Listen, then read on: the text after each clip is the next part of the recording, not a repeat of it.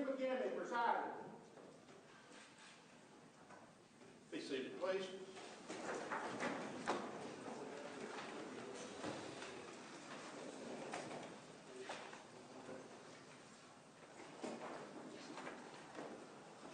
Okay, we're here today. I've got motions by two of the defendants. Zach Adams, filed by Ms. Thompson, and then John Dylan Adams, filed by Mr. Maddox. The motions essentially sound in questioning whether the district attorney that is presently handling this case is duly qualified under our law. The motions are slightly different, but they sound in common grounds. This motion was filed very soon after I signed an order of appointment, and as a result, it has occasioned perhaps some delay in this case because until the court rules that she's properly qualified, I would have problems going forward with the case. Having said that, we've got the two defendants that are the subject of these motions in the courtroom. Counsel is over here at the counsel table. If you wish to consult at any time, if you'll alert the court to that, I'll be glad to take that up. Thank you, Your Honor. Ms. Thompson, you filed your motion first, so I will be glad to hear you on this. Yes, Your Honor.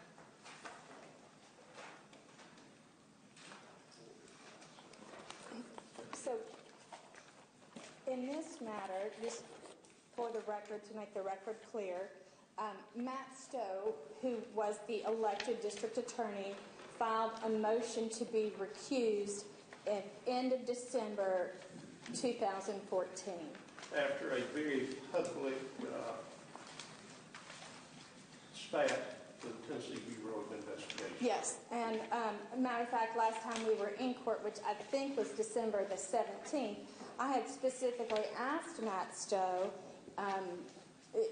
back in the hallway while we were here if he knew what this was in the papers, because it was that morning that it had all come out in the papers that he had allegedly ordered the TBI out of the 24th Judicial District. I specifically stood in the hallway and asked him what that was about, if he knew anything about that. He told me very clearly in front of my interns that he had no idea what that was about, that he had read it in the paper that morning just the same as I had, and that I'd have to ask the papers what that was about. He didn't know anything about it. And therefore, because of what he had represented to me in the hallway, I did not raise the issue in court that day. And then, apparently, there was a big feud somehow between Matt Stowes and the TBI. And then Matt Stowes, at some point, filed a motion to recuse himself. He did not specifically state in his motion any reason for his recusal. And then he filed an order, I think several days later. I was late on getting service on all of these materials, and he filed an order several days later. The court had signed the order before Matt Stowes' office had gotten me copies of the pleadings. And all that kind of happened also over the holidays, the New Year's holiday. So after I saw that this had happened, I filed a motion to vacate the appointment of Jennifer Nichols as District Attorney Pro Tem. And I cited the statute in this case. So it's my understanding, and I have had some discussion with Jennifer Nichols and Bill Witzel in this matter by telephone, and that there are two different ways in accordance with statute, and there's also a way outlined in the Tennessee Constitution as to what options are available if a district attorney cannot prosecute a case. And there's two different ways that this could happen. One is if the district attorney fails to appear and prosecute a case for some reason, I think the statute originally came about when they actually rode many, many miles to get somewhere to prosecute a case, and there could be all kinds of reasons a district attorney didn't show up in court. And that allowed a judge, it's in the Constitution, plus in the statute, allowed a judge to appoint somebody to carry on regular court business. And then there's been a new, not necessarily new, but not original Constitution method by which a district attorney could turn to the district attorney's conference and request that a... That's through Tennessee Code annotated 8-7-106. Yes, 106B, which would allow them to turn to the district attorney's conference, and the district attorney's conference, they could make arrangements through multiple ways to have another district attorney substitute in to prosecute a case. But that involves everything being kept within the district attorney's conference, and it does not specifically involve the court in deciding who's going to prosecute the case or who's appointing somebody. And if it's done that way, the original district attorney may or may not participate in the prosecution of the case. And that is what had originally occurred because Jennifer Nichols was, in fact, working on the case before Matt Stowes had withdrawn. She was involved in the case sometime, I think, beginning in September or October, after Matt Stowes formally took office. And she, through the Memphis and Shelby County District Attorney's Office, was participating in the prosecution. And she, Matt Stowes, and I had had several telephone conferences along with other defense counsel in trying to work out some discovery issues. And that was performed through this 87106B, in which the district attorneys had made an agreement to borrow staff from another district attorney's office. So my objection in this case is specifically that Matt Stowes has recused himself, and there's two ways a district attorney can recuse themselves.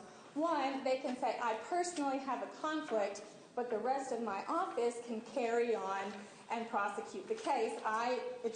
I'm going to be out of the case. And then there's another way that the district attorney's office can say, not only am I tainted and cannot prosecute this case, my entire office and even the support staff is also so tainted through whatever reason they had to be recused, maybe a conflict of interest, that nobody in the office can participate and all prosecution must come from a different agency. So in this case, once the district attorney moved to the court, and it's my argument from my motion that once Matt Stowes said that he was recusing himself, asked the court to recuse himself and completely be removed from the case, then the district attorney's office, his office, and the district attorney conference lost all of their standing. They lost their ability to then pick among themselves another attorney to trade out or replace Matt Stowes.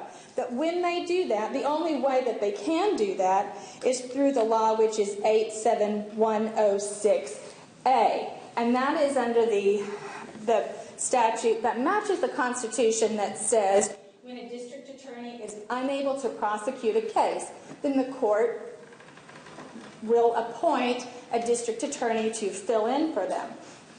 And one of the differences there is that when that happens, then it's the court who picks another attorney.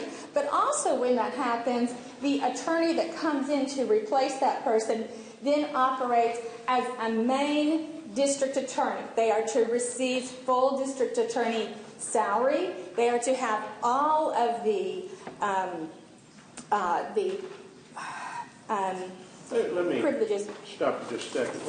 Let me say I intentionally avoided anything in the selection process because I didn't want my fingerprint on picking someone where it might be that it demonstrated some type of bias. So I specifically had nothing to do other than to sign the order. I also mentioned on the telephone when we discussed that the original order appointing her, and I don't know why I still got it, normally I wouldn't have, but it contains a signature of Matt Stowes.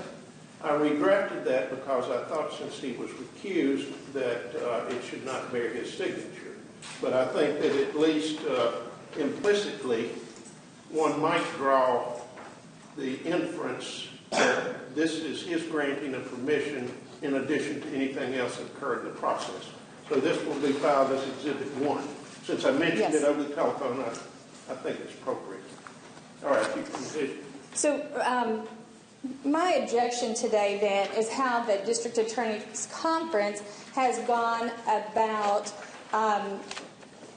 picking somebody and the manner in which they are bringing people in. So here's my objection. The court certainly, it would be appropriate for the court to pick Jennifer Nichols, and if the court decided wanted to pick Jennifer Nichols to be appointed, that would be appropriate. But in that case, she would come in and be the district attorney. She would come in as a main district attorney with full authority. She would not be under the supervision of Amy, I think it's Wyrick.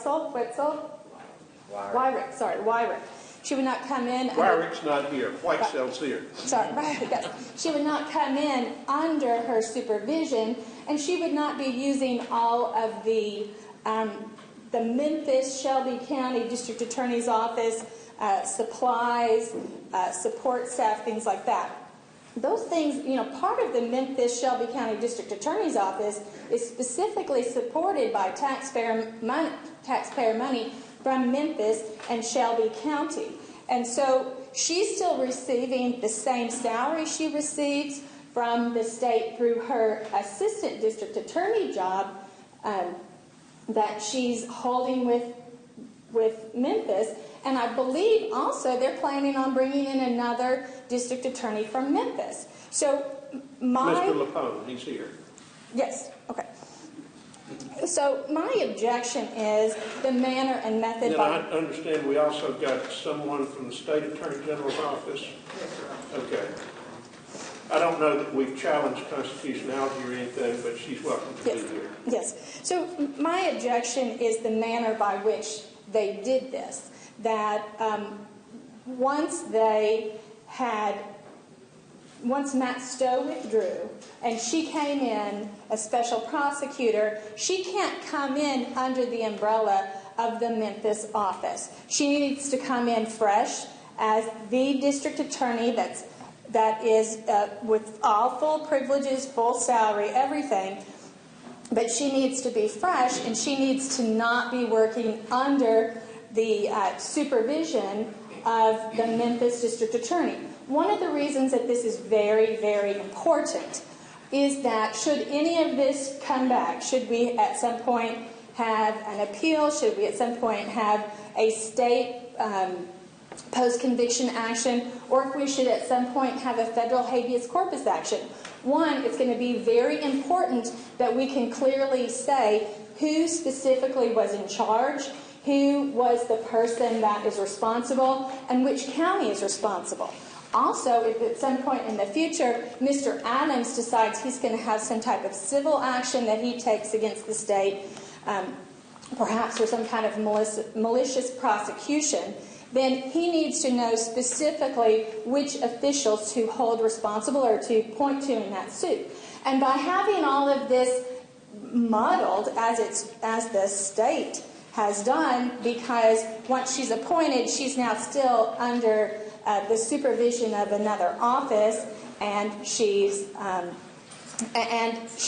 specifically the prosecutor, then I believe it raises a lot of questions in the future as to what kind of proceedings are going to go forward. Now, I think it would be fine. It is allowable, and there is case law that states that, one, either the court could rescind its order recusing Matt Stowe. Matt Stowe could come back on the case, and then he could ask the district attorney's conference to provide assistance through another district attorney's office. That person could come in, and if he wants to recuse his whole office, then that person would statutorily be able to then use the resources of another office, work under another district attorney, having that district attorney supervising, and that would be very clear. The other thing that could happen is this court could appoint Jennifer Nichols to be the district attorney pro tem. But in that case, then, she would be the head district attorney for this case, and she wouldn't be operating under the direction or supervision of any other attorney, and it would not be related to Memphis or Shelby County at all. Shelby County would be out of the case in the future should there be any other type of legislation or litigation that goes on in this matter. So that's what we're asking for today. The next thing that's going to be complicated, and I was instructed, it was my understanding from the district attorney, Jennifer Nichols and Bill Witzel, when we had our telephone conversation, was that we're not even addressing the issues regarding recusal. Because if something has happened, I don't know why Matt Stowe recused himself. It's my understanding that there was a huge disagreement between Matt Stowe and the TBI, and that he had been tape recording some of their conversations. He was trying to micromanage Memphis office, and they had a big blow-up about that. And at some point, Memphis withdrew their support to assist unless he was completely out of the case. But even if that's so if there is a true recusal reason, that means that Matt Stowe has some type of issue that makes him ineligible to prosecute this case, such as he has a conflict of interest, he's a potential witness, then and everybody else in his office is off of it because of that. I don't know how that would not then, in the future, we'd have an issue as to Jennifer Nichols. Do you draw any distinction between employer-employee and someone that's independent? In other words, the assistant district attorneys general work at the pleasure of Mr. Stowe. So it's employer-employee. Well, Ms. Nichols enjoys no such relationship. Well, at that time, she did. When she was earlier assisting in the matter, she came to be serving under Matt Stowe and as an assistant district attorney in this prosecution of this case. But she was still reporting, as far as the Zach Adams case goes, she was reporting to Matt Stowe. He was supervising her. They were having conversations. So if there's a conflict of interest, if Matt Stowe learned some secret or some information that meant he had an attorney conflict and was unable to prosecute the case, I want in the future then to have a full hearing on what his conflict was, to know why then Jennifer Nichols would not also be under that same umbrella. It is possible for a district attorney themselves to remove themselves from the case, such as, let's say, they had a previous personal relationship with a defendant. They said, I can't prosecute this defendant, but we're going to build this, I think they used to call it a Chinese wall. I'm not sure if that's firewall, whatever. A firewall. They would build this firewall between them. Other people in the office can still prosecute the case. And I did a lot of research. There's plenty of cases that show that. But for whatever reason, if he's had to completely get out of the case, and it's a legitimate reason, not just a political reason. This is a rural district. Firewalls are very difficult to erect, okay? I recognize that. It's small, intimate staff. But if the mere reason that Matt Stowe is out of the case is because the TBI said, we're so mad at you, we're not going to work with you anymore, then I don't think that's a legitimate reason when he's elected by the people to prosecute cases for him to be out of it. And then why would that take the rest of his office out of it such as the entire Memphis office, and it's their support staff, their copy machines, that has to be prosecuting this case. I object to Let me that. also say this. I'm trying a case in this county less than a month that's got an Attorney General pro tem. When I have an officer of the court tell me that I'm moving to be recused, frequently I won't delve into a whole lot, but as an officer of the court, I would accept that conflict position. Yes. So I've got a Attorney General pro tem from the Waverly District that's handling, it's a fairly high profile case, be tried next month. Yes. But the entire staff came off of that as well. So, but my question is, in this case, I believe that I have an ethical duty to my client to investigate what that conflict was and to have it on the record as to whether or not that would apply to Jennifer Nichols. Mr. Maddox, you got anything to add? Yes, Your Honor. Doesn't surprise me, okay? May it please the court.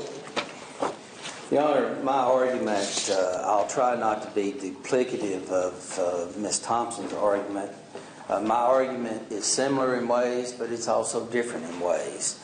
In this case, as my motion and memorandum states, the Office of the District Attorney General is a constitutional office. It's one that's created by the Constitution of the State of Tennessee, as well as your position, the circuit judgeship, Your Honor. It's also a constitutional office.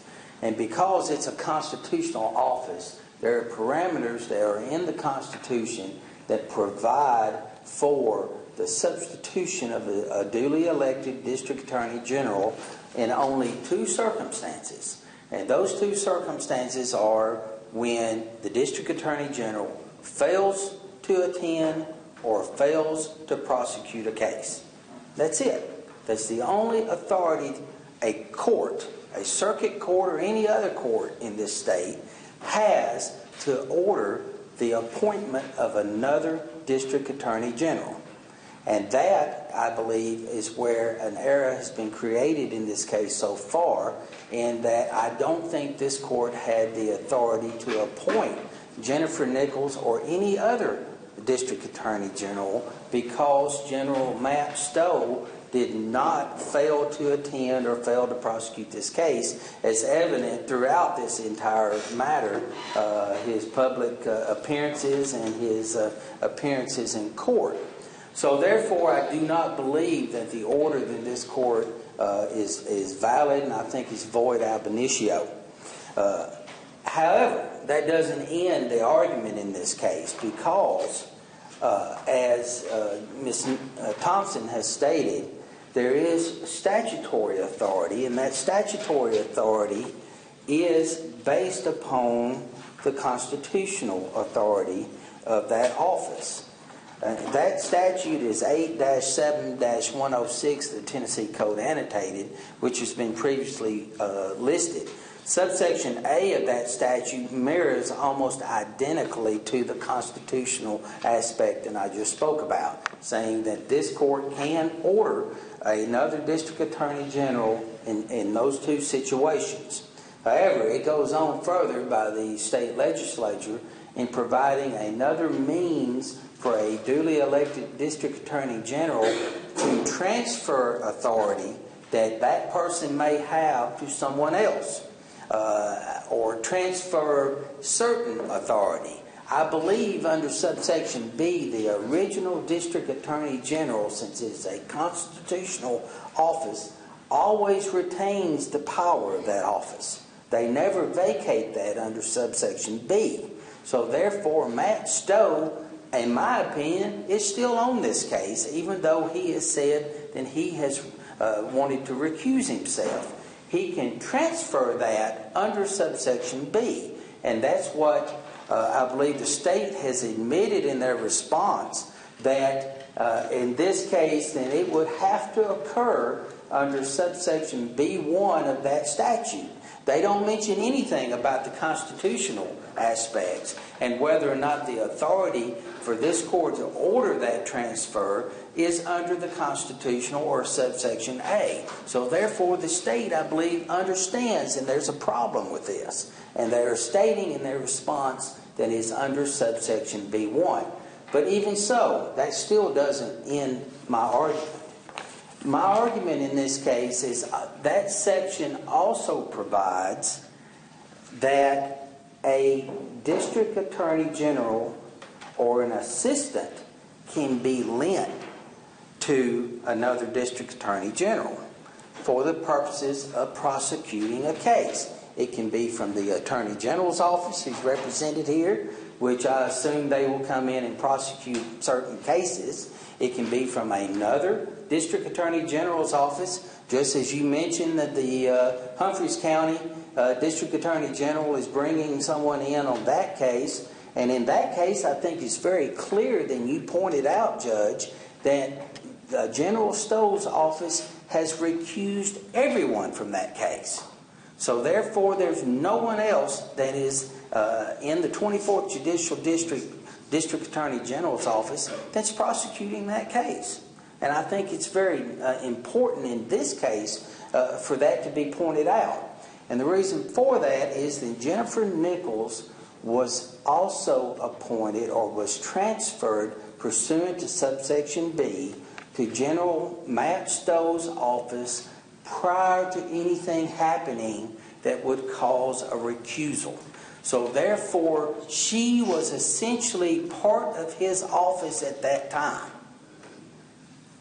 because his office was ill-experienced in the prosecution of homicide cases and really prosecution of criminal cases at that time in general. So he brought in a special prosecutor, I guess you can say, who is experienced in prosecuting this type of case to help him in this matter. And that was done shortly after he was elected District Attorney General. And way before the brouhaha that occurred in December, which I'll get to in just a few moments. So therefore, she was on this case with him, assisting him, working side by side for a number of, I don't know exactly because I don't know exactly when she was actually brought on, but for a period of time prior to anything happening. So therefore, she was essentially an employee, but I know you were wanting to get to the semantics of that, and technically she may not be an employee because she was still being paid by the Shelby County DA's office. But Your Honor, there's such things called agency, and that's what was created here.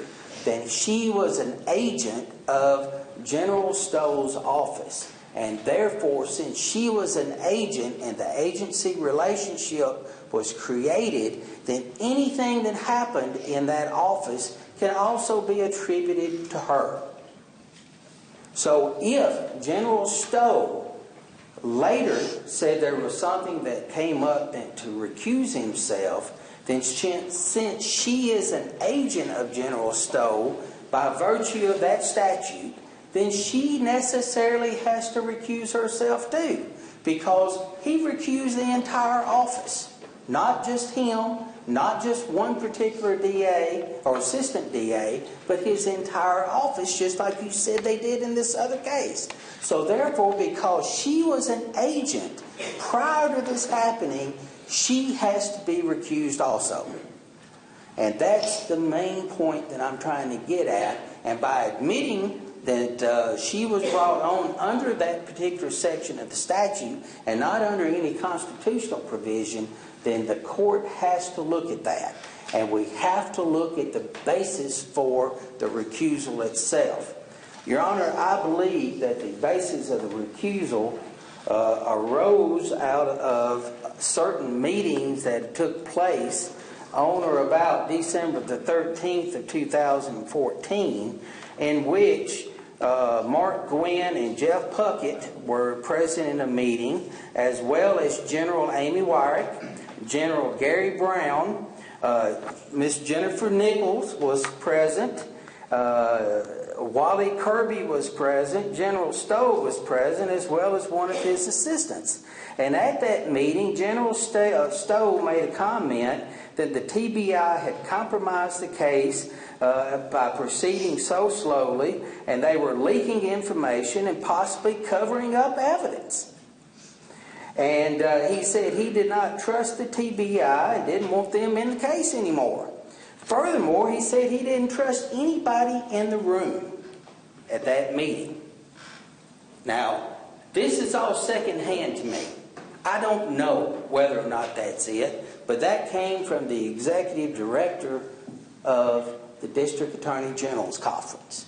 So therefore, there's a serious issue about the recusal of Matt Stowes. And therefore, there will be a serious issue about the recusal of Jennifer Nichols and whether or not she should proceed on in this case. I'm not saying anything that did or didn't happen because I wasn't present. I would like to have General Stowe here on the witness stand to be able to testify to that. I'd like to have Wally Kirby here to testify, or Amy Wyrick, or any of the other people there to determine what was the exact basis of the recusal of Matt Stowes. His motion didn't say anything on that, now, but I think it's important on this. Additionally, Your Honor, the state of Tennessee responded in their in their response, stated that there were certain protocols that had to be or should be followed. And they provided a copy of that in their response, which I assume that the court has, which is stated the Tennessee District Attorney General Pro Tem Protocol, which that's correct. And it says as updated December the 1st, 2014. First of all... Mr. Maddox, you know me well enough to know I've read everything. Certainly, but I didn't know what was submitted to you and what was submitted to me. Well, I've asked everybody to send me courtesy copies when they file because my office is about 40 miles away from here. As well, I'm aware of that. You're aware of that. But this has no legal effect. There is no basis in law for this to have any effect. So therefore, whatever protocol they want to do, that's only within the District Attorney General's conference themselves. And therefore, it has no basis in statutory or constitutional basis. But what I'm wanting to bring up here is, first of all, the protocol says that they are to submit a District Attorney General Pro Tem request, which is supposed to give the reason for a DA qualification. Well, the motion or the form that I have is in complete blank. There's nothing about a form, and I've never seen a form that has ever been submitted by Matt Stowes. If we had that form, then that may clear up some things. But I don't believe that form probably exists, Your Honor. And if it does, I certainly haven't seen it. And if the DA's conference or the state had it, I'm sure they probably would have attached it in response to my motion. So therefore, they didn't follow that protocol. But more importantly, Your Honor, on the first page of that, it says the definition of a conflict is set forth in the National Prosecution Standards as published by the National District Attorney Association. The Tennessee Board of Professional Responsibility may be more restrictive in some areas, and if so, the decisions and or opinions of the board shall control. I cited in my motion, Your Honor, Rule 1.10, 1.10, the Tennessee Rules of Professional Responsibility. That rule specifically prohibits any attorney that was in an office that has then a conflict of interest has arisen or a reason for recusal has to be removed from a case. They cannot participate. And since Jennifer Nichols was a member of that office prior to this recusal situation, then she has to remove herself pursuant to Rule 1.10 of the Tennessee Board or Tennessee Rules of Professional Conduct, or she is has an ethical violation or is committing an ethical violation, and she would be subject to discipline by the Board of Professional Responsibility. So that's something else then that we must consider in this case, and I think it's a very serious issue on this. Rules are rules, as they say, Your Honor, and we have to follow those rules.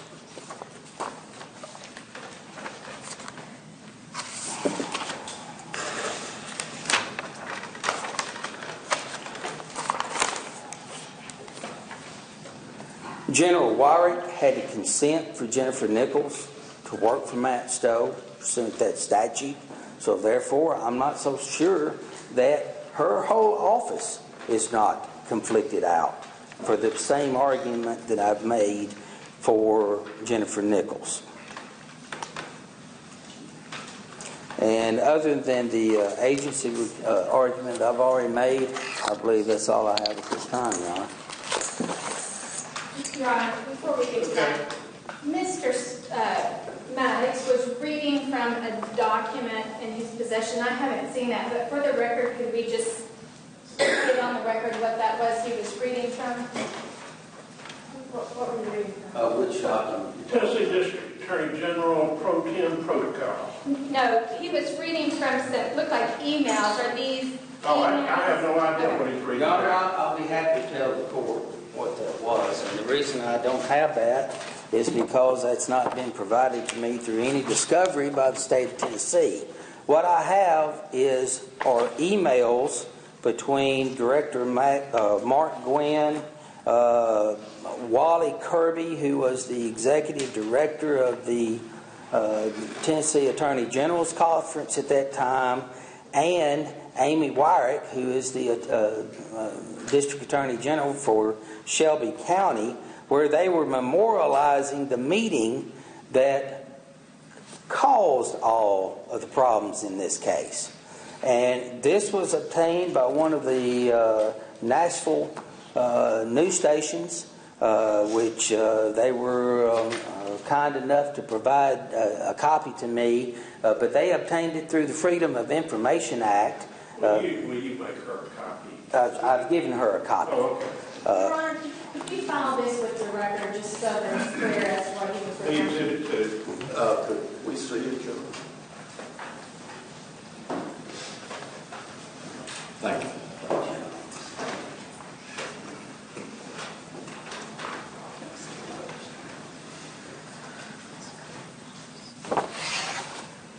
And, Your Honor, the copy that I have has been redacted by the state, so therefore there's certain information that has been blacked out, which I do not know what that is.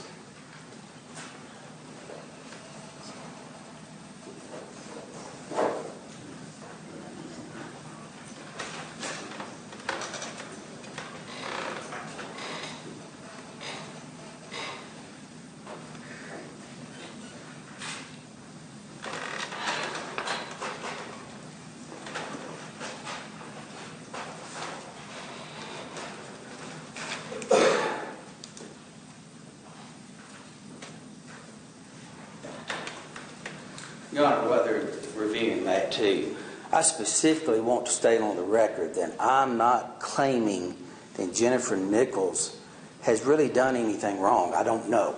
I'm not saying that she has, and whether or not Matt Stowes done anything wrong, that's yet to be determined. But whether or not what Matt Stowes did can be attributed to her or would cause a problem with her, that's the issue that I'm saying. And I want to make clear that I'm not making any accusations against Ms. Nichols at this time, or will I ever that I know of. But I just want to make clear and state that on the record.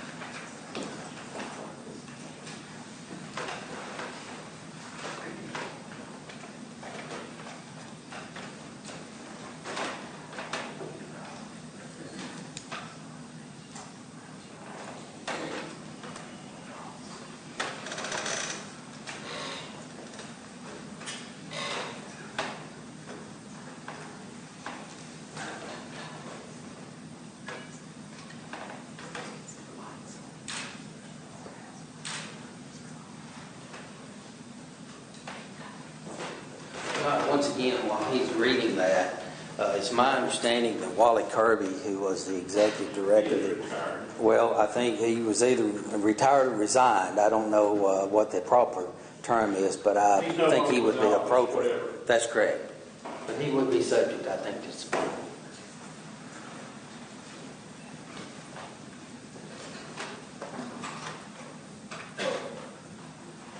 His retirement or resignation, which results in another situation that was fairly public as well as this.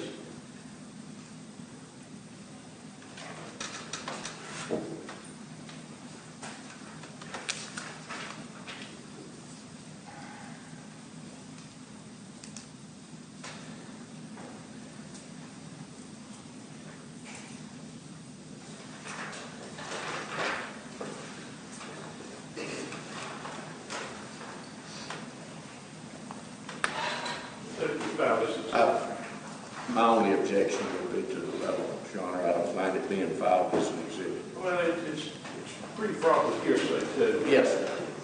It'd be filed as exhibit 2. All right. Who wants to respond in the statement?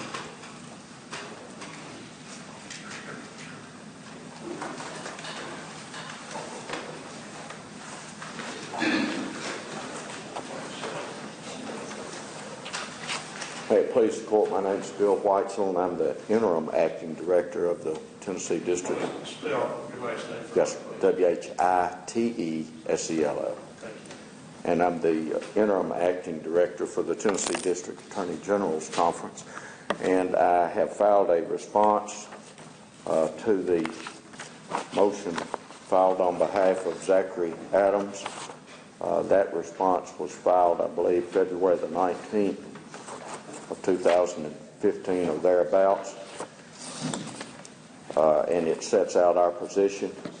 Your Honor, we've heard a lot, and I know the court's familiar with the history of the procedural history in this case, so I won't belabor that. But we've heard a lot about a conflict, but we have no proof that there was a conflict, or if there is, what it is. And the fact of the matter is, if another district attorney, for whatever reason, doesn't want to be involved in the case, and with his consent ask someone to come in, and they agree to do that, then that's the end of it under what we believe. I would assume this is done on a very regular basis. Yes, sir. Very regular. Because maybe because I worked with a police department they weren't happy with. And so there can be any number of reasons. And what we have before the court today is a lot of speculation, and that was my objection to the document. As the court notes, it's full of hearsay. I'm not sure it's relevant, even if it was factual, to whether or not there can be an appropriate appointment of a pro tem district attorney in this case. I think the court studied it, you've researched it, you know the posture of all the parties, and frankly, I don't think there's any reason to stand up and argue any further. Thank you. I would say one other thing. For the record, and I would like for Ms. Nichols to state on the record whether she does have a conflict that would preclude her from acting as the district attorney pro tem in this case. Your Honor, may I suggest to the court that we put Ms. Nichols on the witness stand and let her testify as to the validity of the information that's contained in the email since she was present. For the court, if she tells me she has no conflict, that will end the inquiry for now. The same as if you told me as an officer. That's true, Your Honor, but their argument response is, and there's no proof of recusal. She has that proof, Your Honor, and I think that we need to hear from her.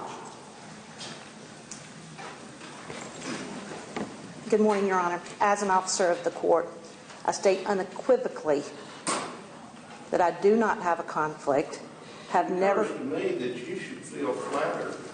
I do a little bit. As hard as they are trying to have you removed from the case. They are working... And quite frankly, knowing the extreme burden this is going to put on you professionally for a period of time, as well as anyone else involved in this case. I think it probably demonstrates a lot of professionalism that you didn't say, okay. We thought about it. But as an officer of the court, there is no conflict. There wasn't then, there's not now, and I wouldn't be here standing here before you saying that there wasn't one if there was. So, and I appreciate the court's acknowledgement that my word as an officer of the court is good enough, that I don't need to be placed under oath to make that statement. The same thing on either of these attorneys. As officers of the court, it brings with it certain things. Yes, sir. Okay? All right, anything further? No. All right. The court makes the following findings: that the District Attorney General pro tem, that there are no irregularities in the appointment. It is a valid appointment pursuant to Tennessee Code annotated 8-7-106B1. If I were to lend credence to any of the arguments that have been proposed by the defense attorneys in this case, certainly I would be putting form over substance. And in looking at this, there are no irregularities. The appointment is valid. Anything further? Nothing further except for, Your Honor, I have, as the appointed district attorney on this case, requested the assistance of Ray LaPone and submitted for Your Honor's approval his appointment. I think it's been entered, and if I were to disqualify you, I would disqualify him. But the fact that you're not disqualified, if that hadn't been, if I hadn't signed the order and been entered, it will be. Okay? Thank you, Your Honor. All right, anything further? Your Honor. I intend to file a court order confirming the court's ruling very shortly. Okay, yes. Your Honor, I ask for permission for an interlocutory appeal. Rule 9, permission for interlocutory appeal hereby overruled by the court. Thank you. Judge. Yes. There were other motions you were going to set. You want to go ahead and set? Yeah, thank you, because I gave you a date. My next date on this, and it will be as to motions on any of the three defendants, will be June 3rd at 9 o'clock a.m. I would ask that prior to that the attorneys advise the court specifically what you want heard on that day. I'll be on vacation the week before, but, oh boy, I'm trying to first degree murder 2 days before that, so get it to me as soon as you can, okay? Yes, sir. All right, anything else to come before the court? Your Honor, was the court prepared to order on this? Yeah. Well, somebody will. Ms. Bird? I just wanted to that somebody was going I said somebody will prepare the order. I just wanted to make sure it wasn't me. That's something. No, we get you a certificate of service, okay? Thank you, Your Honor. All right. All other matters are reserved. Your Honor, I do have another order that needs the court's attention, but I can do that outside. Different matter? Yes, sir. Okay, all right. All right. All rise. Yes.